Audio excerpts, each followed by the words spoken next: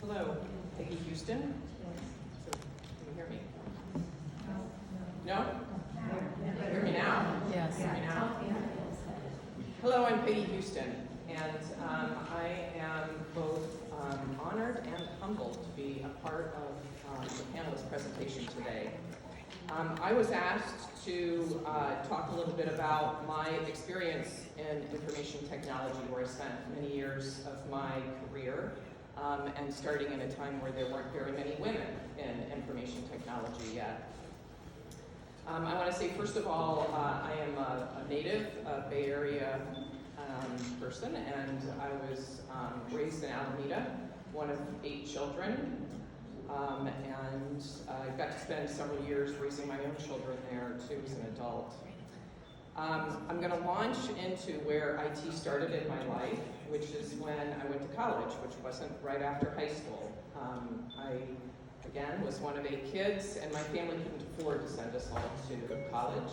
And so it was really up to us if we went. We could live at home, they would give us food, but we would have to figure out how to pay for the college experience. And by the time I was in high school, I was working full-time. I moved out of my family's home 2 weeks after I graduated. I had a roommate and an apartment, and I really didn't see what college was going to give me when I was 18 years old. So I get into my 20s, met a guy, followed him to Texas, and that was my first experience outside of the Bay Area. And I thought my parents lied to me. I thought that the world was like the Bay Area, and it's not. And it was a real wake-up call to be in East Texas. We married, and I had 1 child and 1 on the way when I finally started to wake up. And I thought, maybe I should check into this college thing. And we were in a small town in the middle of nowhere. However, it was the county seat, and we did have a community college. So I went to see a student advisor, said I have no idea what I want to do, but I'm thinking maybe I should check into college. And she said, start taking your general courses, and we'll figure this out. I got up to leave her office, and she said, oh, you know what? Take a computer course. I really think that's the direction things are going. My life pivoted in that moment, and I went and took the computer course, and I was hooked. I thought this was the best thing ever. If I could make a living working with machines, this would be great. So I decided I was going to be a computer programmer.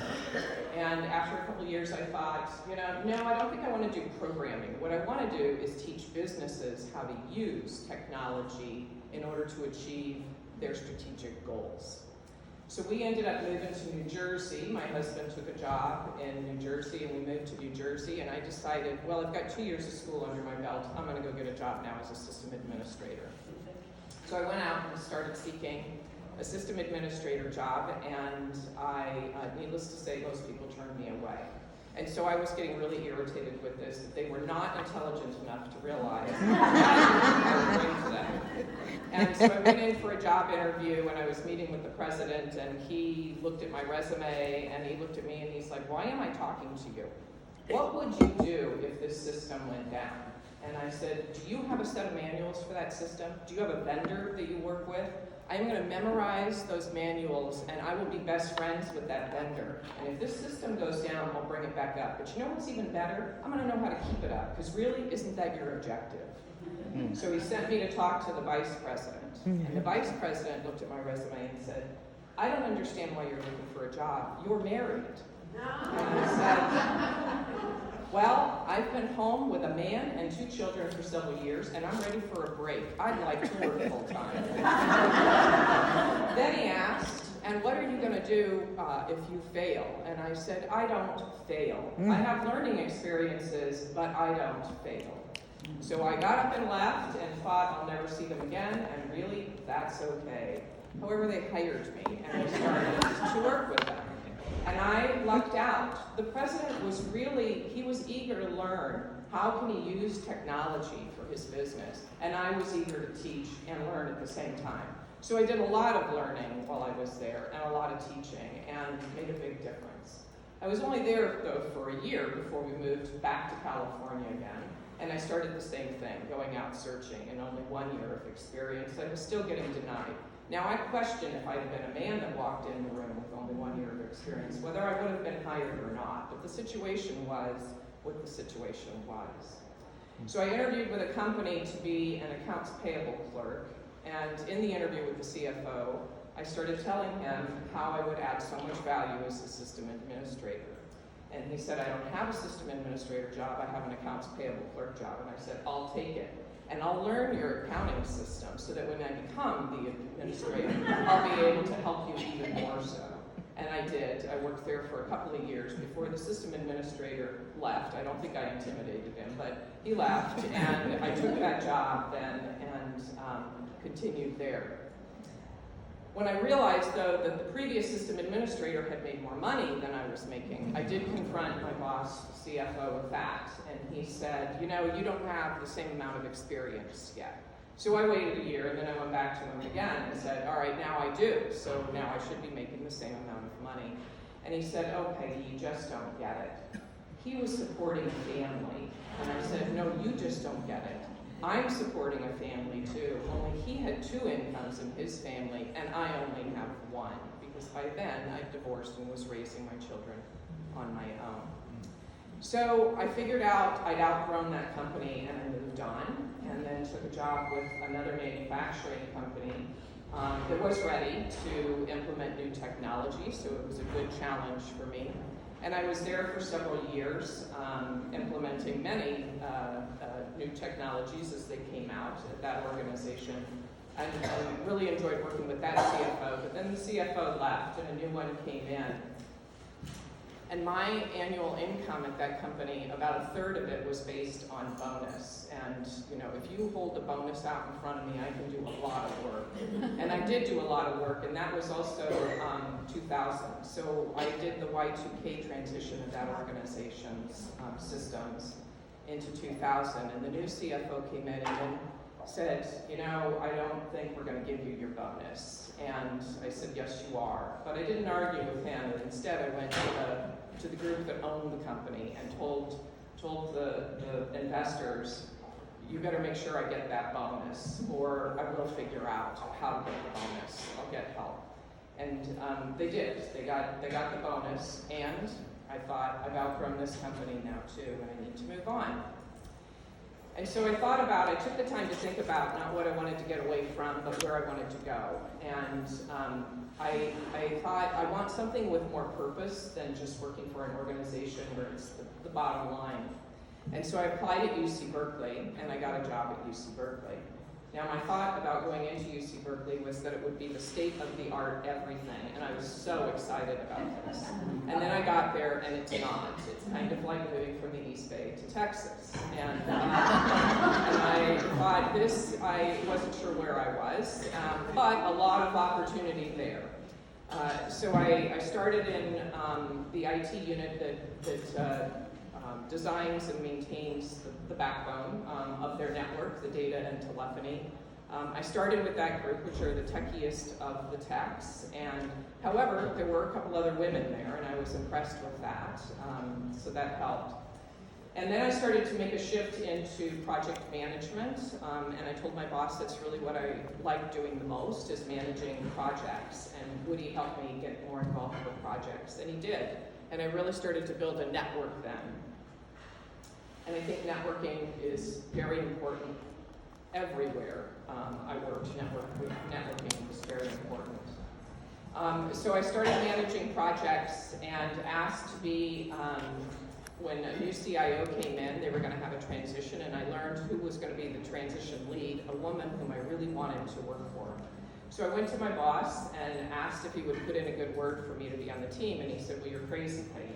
First of all, you don't get to be the lead. I said, that's okay, I want to work for the woman who's going to be the lead. And he said, and it's only a 1-year contract. You have no guarantee of a job at the end of the year. And I said, that's all right, I'll find another job. So he did support me and put in a good word for me, and I got on that team, which gave me exposure to the CIO. And at the end of the year, the CIO hired me to come in and start a project or program management office on the campus, which then put me in a good position when, in 2010, Chancellor Bergenot decided they were going to update all of the administrative operations on the campus. and I was able to apply for and get the director position and took on the role of updating those administrative operations. So we installed many enterprise systems between 2010 and 2014 and moved Berkeley into the 20th, and doing the 20th century. And that was very exciting. One of the jobs that we did was to aggregate the administrative operations that had been taking place in units across the campus. So that would be things like HR and procurement and bringing them together in one unit. And we started that up as part of that program. And in 2014, the woman who we had hired to start that up decided she was leaving. And on a Thursday afternoon, I was asked if I would take it over. And on Monday, I was now the Chief Operations Officer of their shared services. And that was another pivot point in my life where I had now stepped away from the IT world that I'd been in for many years and was now in operations. And I had IT reporting up to me, but I was further away from that. And in this job, I had 750 employees the day that I walked in, which was also a significant change for me to switch over to that. So I left Berkeley, or left the UC system, I should say, last June. I retired from the UC system, took a few months off, and then started thinking about what's next. And so I was introduced as a leadership coach and organizational development consultant, and that is what I'm doing now. And I just spent the week in Tallahassee, Florida, with a group of IT folks from 8 higher ed institutions, and they are now all doing their training and coming up as leaders in their organizations. And it's a terrific experience for me to be able to coach them and to be able to give back. And I also think it's pretty touching, especially when a female in the group wants to know about what life was like, 30 years ago coming up in IT, which is very funny. And so in that group, I was asked, some of the things that made a difference for me, and I sat down one evening and made note of this, and then I thought, well, now I'm going to bring it to the League of Women Voters when I'm here today. And I think that continuous self-improvement, that I continually try to increase my self-awareness and leverage my strengths. And no matter whether the experience was good or bad, I focused on what I could learn from that and take it forward. I always had a personal strategic plan. It was never linear. It's a very circuitous path that I took, but I focused on my goals. And I was an advocate for myself. I stood up for myself. And then thirdly, I didn't let the static noise divert my attention from where I wanted to go. I was so impressed earlier with the comments that you made, Mr. Bruce, about you're telling your mentor, don't pay attention to the statistics. Don't pay attention if it's not helping you, and if it's distracting you and weakening you, don't pay attention to it, to just keep going. Thank you very much.